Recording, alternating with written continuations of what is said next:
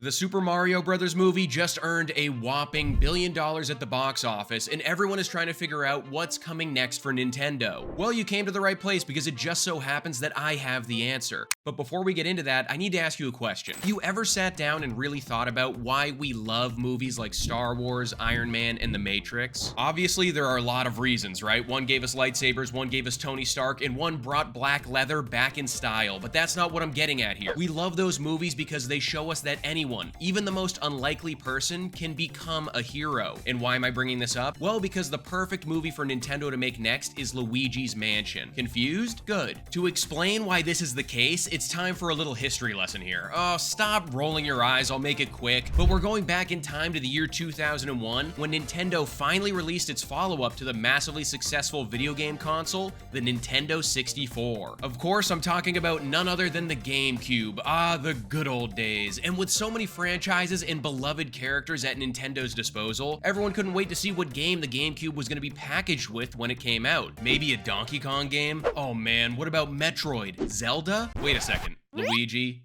They're kicking off their brand new console with a game about Luigi. Mamma mia. Alright, so my guy didn't have the most in-depth resume at the time, but what we didn't realize is that Nintendo was giving us one of the best video games they ever made, and arguably the best way to continue this Mario cinematic universe they're starting to create. We'll call it the MCU. Wait a second. If you're unfamiliar with Luigi's Mansion, it's basically about how Luigi wins an entire mansion in a giveaway that he doesn't even remember entering, which doesn't sound like a scam at all. So him and his brother want to scope the place out a bit and have a little celebration, so Mario gets a head start on the journey. When Luigi gets there, he realizes the mansion looks nothing like the pictures promised, and Mario is nowhere to be found. He comes to find out that there were a ton of powerful spirits trapped in picture frames throughout the house that got released from their slumber by King Boo. Mario gets trapped in a picture frame himself, and after Luigi arrives, nobody even gives a shit that he's there or sees him as a threat since they know him as the weaker brother. Armed with nothing more than a flashlight and a vacuum cleaner, it's up to Luigi to exterminate all of the powerful ghostly enemies who have taken up residence in his new bachelor pad and rescue his older brother, Mario. And you're probably saying to yourself, alright bozo, it sounds like it has a cool enough plot, but what makes it so special compared to all the other games they could make a movie out of? Well, I'm glad you asked. Luigi's Mansion would be the perfect next step for Nintendo's venture into the movie landscape because it already follows the traditional hero's journey. Luigi is faced with an impossible task and is his brother's only hope for survival. He starts his adventure hesitant and terrified. He meets a mentor to show him how to overcome his problem. He learns new skills. He has a massive setback but comes out stronger because of it. And he returns to where he started, a changed man and now ready to complete the once thought to be impossible task that lies in front of him.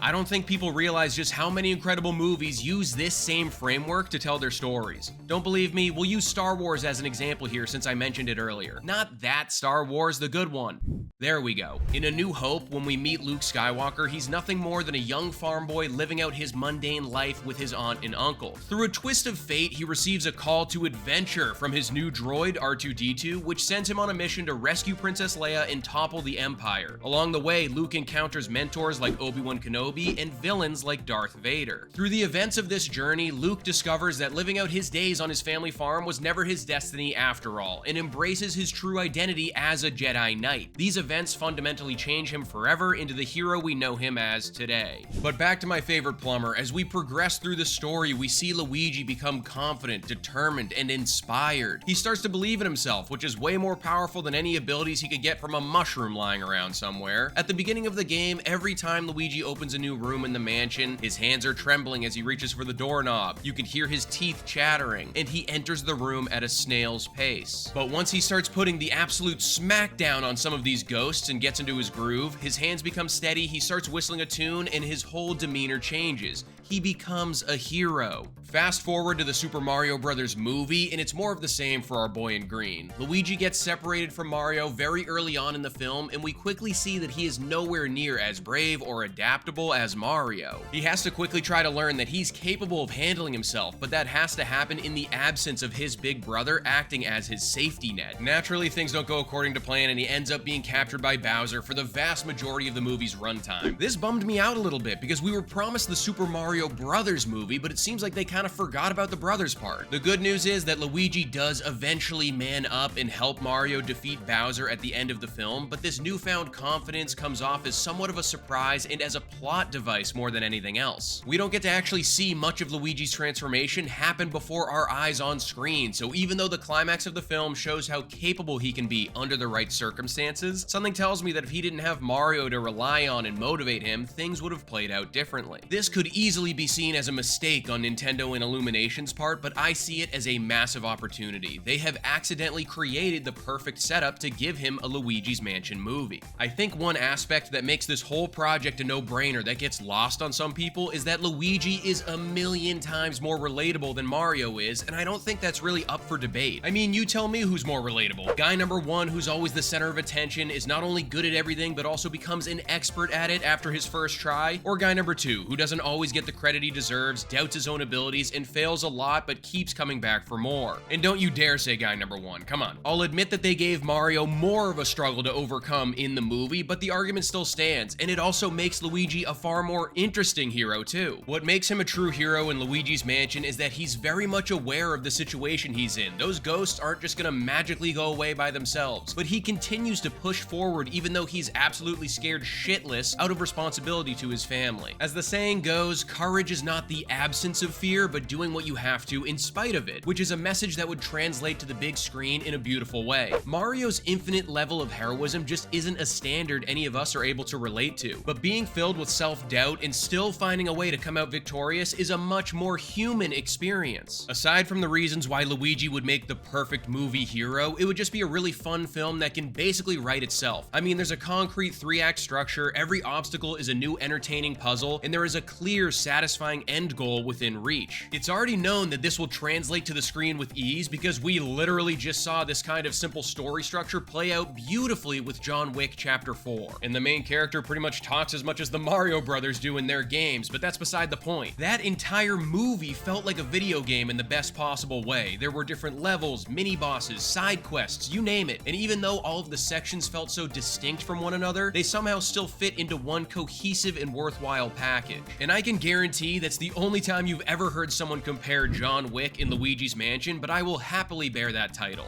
And for those people that complained that the Super Mario Brothers movie didn't have enough of an actual plot, even though none of the actual games have that much of a plot to begin with, you'll be satisfied knowing that Luigi's Mansion has arguably the most setup and story progression of the entire series. I mean, it's not Inception, but it's got more going for it than the usual Mario game and the Super Mario Brothers movie. So I think that pretty much sums it up. I definitely didn't expect my first video essay to be about a Luigi's Mansion movie of all things. I don't even know if there's anyone out there as passionate about this happening as I am, so let me know in the comments below. Is a Luigi's Mansion movie something you'd want to see, not want to see? Don't forget to like this video to let me know you're interested in more of them in this format. Subscribe to the channel if you haven't already, and I'll see you guys at the next one.